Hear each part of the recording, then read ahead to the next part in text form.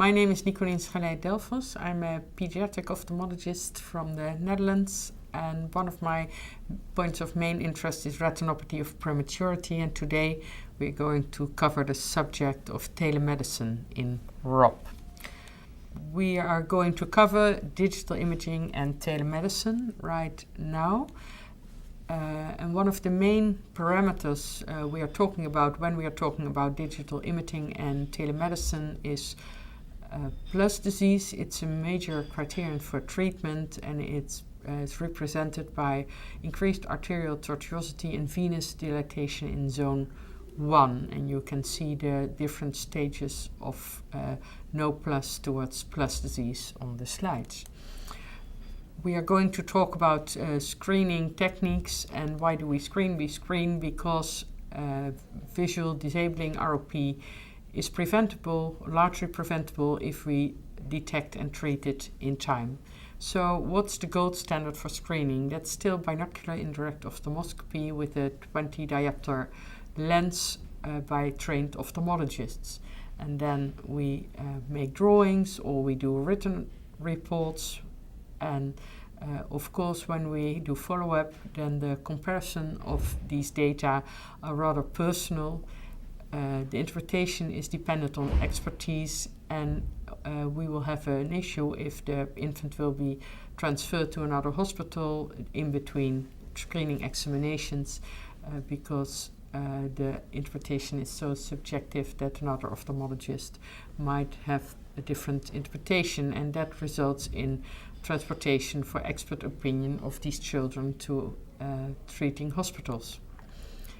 Another way to look at this is with a camera, and we can do wide field digital imaging, and that really gives us objective information for disease detection. It facilitates comparison with previous images, and you can do retrospective analysis. It's easy to ask expert opinion by internet consultation, and then we enter the field of telemedicine. Timing of treatment can be more exact, and less transportation is necessary of often critically ill infants. The most used and evaluated camera for this purpose is the RetCam, and there are some other advantages to digital imaging. It can be done not only by ophthalmologists but by a lot of other trained personnel. It gives you an extension of the diagnostic expertise to underserved areas. For example, if there's a relative local scarcity of qualified ophthalmologist examiners, or if the NICU is at a remote location. Digital imaging is also important for ROP education and for training, and it's valuable for medical legal issues. It facilitates computer-based analysis of plus disease, but there are of course some pitfalls. The RetCam is an expensive camera, and if you want to purchase it, you will have problems with financial people from your hospital, because the number of infants per hospital with severe ROP might be relatively small. There is a lack of or marginal insurance coverage and reimbursement when you do these exams. And there are some cost-effectiveness studies, but they are scarce and they are not universally applicable. It's very important to have good internet access. If you are going to do telemedicine with your digital images, you need a secure server, and you have to take care that the review is done in time.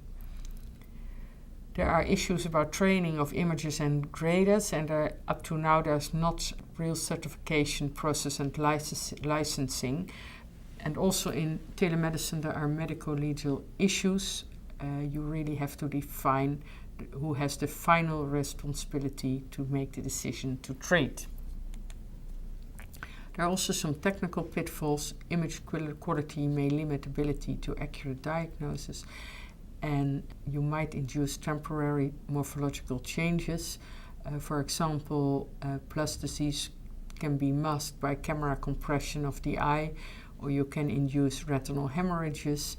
And of course, this is all very much influenced by the experience of the imager. If you do a review in literature, you'll find that digital imaging and telemedicine has a good sensitivity and specificity to detect treatment warranting ROP, but there are some vital issues, and the main are the training of the graders and the image quality. Another issue that's very important is the timely feedback, because if there is a possibility you have to treat, you want to refer these infants preferably within 24 hours to an ophthalmologist for examination and consideration of treatment. Quinn did a large study with non-physician retinal imagers, and he looked at the turnaround time from imaging to return of grading results by the reading center, and he found a mean turnaround time of 10 hours, and 95% was returned within 24 hours. They also looked at the time between grading and resubmission, and that's about 20 minutes per infant. If there was a delay in getting back to results, the most important issues were the time between the acquisition of the images and the uploading of the images, and the time the images came in at the reading center. For example, at the end of the afternoon, there's less capacity to do the reading, or people do not answer to the mail. Another issue is training. Up to now, there are no official certification or license processes yet. And Chen developed a global education network, a secure web-based tele-education system for ROP education, in which he uploaded 2,500 image sets of ROP with a reference standard for each image set. And then he evaluated the accuracy and reliability of grading results by 55 USA and Canadian ophthalmology residents during pre-test, post-test, and training chapters. And he found that this system might prove effective in improving diagnostic accuracy of ROP. So this might well be a tool for future certification. There are some other algorithms to detect plus disease, and plus disease, for example, was defined as having tortuosity or dilation of retinal vessels.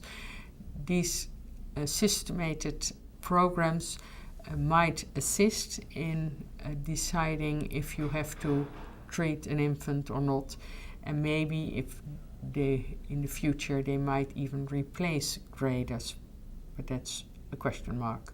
There are several systems, and ROP tool is the one used in the US, and there the most review papers have been done on ROP tool, so that's the one I want to enlighten here.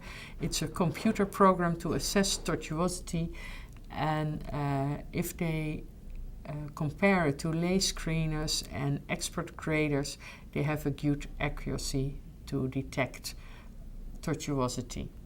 So, to finish, ROP is a significant threat to vision.